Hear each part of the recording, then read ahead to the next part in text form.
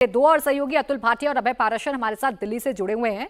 अतुल, विशाल उर्फ कालू का नाम सामने आ रहा है, जिसे शार्प शूटर बताया जा रहा है और जिसने इस हमले को अंजाम दिया है।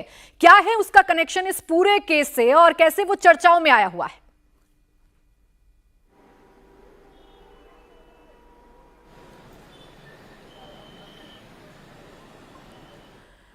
तो देखिए, विशाल उर्फ कालू का नाम सामने आ रहा है, जो कि गुरुग्राम का रहने वाला है। गुरुग्राम के उसके घर पर भी पुलिस ने नजर बनाई हुई है ताकि जल्द से जल्द विशाल उर्फ कालू को पकड़ा जाए, जिसने इस पूरी वारदात को अंजाम दिया, जिसने एक इशारे पर गोदारा के, राहुल गोदारा के, इस पूरी वारदात को अंजाम दिया है। हम अभय के पास चलेंगे। अभय, क्या जानकारी मिल पा रही है? किस तरीके से पुलिस जांच कर रही है? विदेशी कनेक्शन सामने आ रहा है, लॉरेंस बिश्नोई गैंग ने इस पूरे हमले की जिम्मेदारी ली है।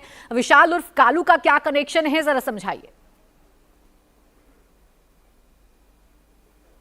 देखिए, बिल्कुल प्राची, सबसे पहले हम आपको बता दें, इस जो सलमान खान के घर के बाहर फायरिंग हुई है, इस पूरे इंसिडेंट में लॉरेंस बिश्नोई गैंग का हाथ है। ये स्पेशल सेल के सूत्रों ने साफ तौर पर यह बता दिया है कि लॉरेंस बिश्नोई का गैंग जो है वो इसके अंदर शामिल है। अब हम आपको बता दें कि जो पकड़ा गया है विशाल राहुल उर्फ कालू, उसका किस तरीके से पूरा का पूरा घटनाक्रम सामने आया। सीसीटीवी फुटेज जो निकलकर सामने आई, जिसमें जो कालू है वो दिखाई दे रहा है, विशाल दिखाई दे रहा है। इससे पहले तकरीबन 2 से ढाई महीने पहले रोहतक के अंदर एक सचिन जो कि कारोबारी था, उसकी ढाबे पर हत्या की गई थी और सीसीटीवी फुटेज जो था वो काफी ज्यादा खतरनाक निकलकर सामने आया था और कालू जो है वो उस फायरिंग के अंदर भी नजर आया था, जिसके बाद से 2 शूटर लगातार फरार चल रहे थे, इनकी तलाश की जा रही थी। और उसके बाद सलमान खान के घर के बाहर फायरिंग में भी यही विशाल जो है, जिसका नाम विशाल राहुल उर्फ कालू है, यह निकलकर सामने आया है। सीसीटीवी फुटेज में इसका चेहरा भी देखा गया है। इन लोगों ने बाकायदा रेकी की, एक बाइक जो है वो इन लोगों ने ली थी और रेकी करने के बाद इन्होंने फायरिंग की और फिर बाइक छोड़कर ये फरार हो गए। जिसके बाद, क्योंकि इसका कनेक्शन जो है वो कहीं ना कहीं गुरुग्राम से है, गुरुग्राम के अंदर ये एक पहले लेबर क्लास का एक शख्स था, जिसके बाद ये कुछ गैंगस्टरों के संपर्क में आया। रोहित गोदारा जो कि राजस्थान का एक बड़ा कुख्यात गैंगस्टर है, उसके संपर्क में आया। और जिस तरीके से लॉरेंस बिश्नोई के भाई अनमोल बिश्नोई ने जब ये फायरिंग हुई, उसके बाद फेसबुक पर एक पोस्ट डाला और उसमें कहा कि हमने ही ये फायरिंग करवाई है, उसकी जिम्मेदारी ली।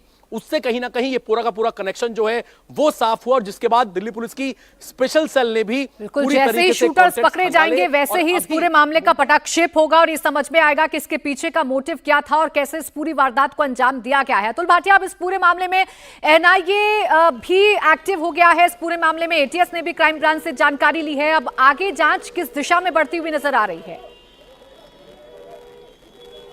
देखिए प्राची, जिस तरीके से रविवार तड़के ये घटना होती है, क्योंकि जो पूरा जो बिश्नोई गैंग है उसके ऊपर दिल्ली पुलिस की स्पेशल सेल जो कि काउंटर इंटेलिजेंस यूनिट है उसने काफी काम किया था।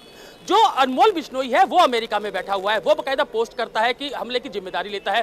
रोहित गोदारा कौन है? रोहित गोदारा इस समय जो बिश्नोई गैंग है उसका सबसे खासम खास है, क्योंकि गोगी मड़ी हत्याकांड को, वारदात को भी वो अंजाम दे चुका है। अगर हम विशाल उर्फ कालू की बात करें तो विशाल उर्फ कालू का नाम पहले इस मामले के अंदर नहीं आया था, लेकिन बांद्रा रेलवे स्टेशन के अंदर जो सीसीटीवी फुटेज आता है, इसके अंदर जब दोनों आरोपी दिखते हैं, क्योंकि सलमान खान के घर के बाहर जब दोनों आरोपी दिखते हैं तो बाकायदा उन्होंने मोटरसाइकिल पर हेलमेट लगाए हुए थे, लेकिन जैसे ही ये दोनों बांद्रा रेलवे स्टेशन पहुंचते हैं वहां पर दोनों का सीसीटीवी सामने आता है, तो उसी दौरान जो पीछे वाला शख्स था जो फायरिंग करता है, उसकी जब तस्वीरें सामने आती है तो दिल्ली पुलिस की स्पेशल सेल इस बात की पुष्टि करती है कि यह शख्स कोई और नहीं बल्कि आपको बीच में रोक रही हूं।